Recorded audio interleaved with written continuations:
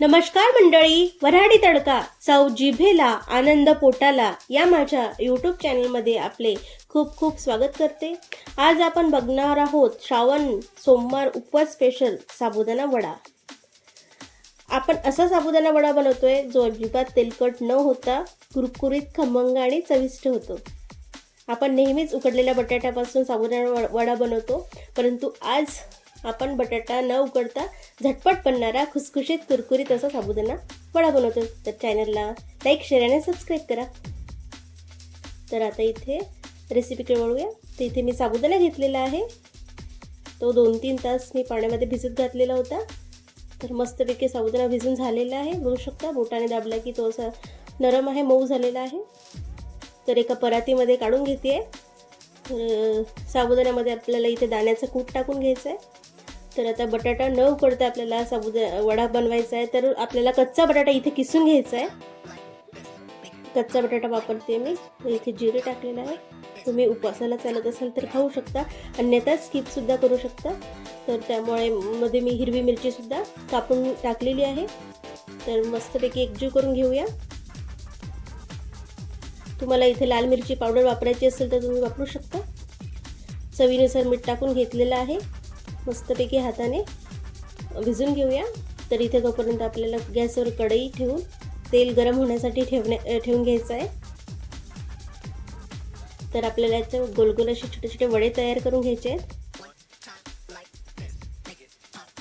झटपट तयार होणारा हा वडा आहे।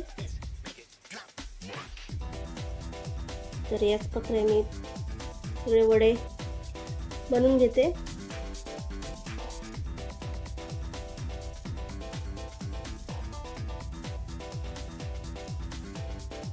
तर आपले वडे बनवून झालेले आहे। गॅसवर तेल सुद्धा गरम झालेलं आहे, तळून घेऊया।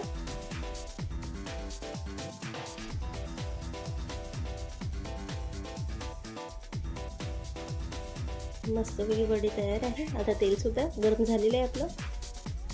तर एक एक करून आपल्याला मंद आचेवर सोनेरी रंग येईपर्यंत तळून घ्यायचं आहे।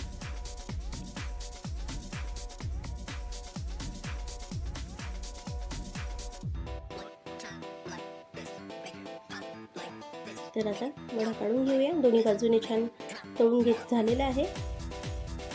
तर याच प्रकारे सगळे वडे मी तळून घेते।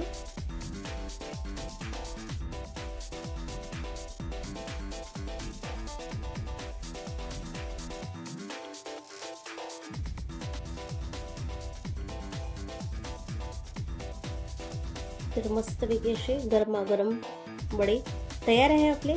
तर एक वडा मी तुम्हाला तोडून दाखवते। बघा, अजिबात तेल कट न होता मस्तपैकी कुरकुरीत असा वडा तयार आहे। साबुदाणा वडाचा व्हिडिओ कसा वाटला कमेंट करून नक्की सांगा। तसेच वऱ्हाडी तडका चव जिभेला आनंद पोटाला या माझ्या यूट्यूब चॅनलला लाईक करा, शेअर करा आणि सबस्क्राईब करा। तर पुढच्या सोमवारी पुन्हा भेटूया एका नवीन उपवासाच्या रेसिपीसोबत। तोपर्यंत धन्यवाद।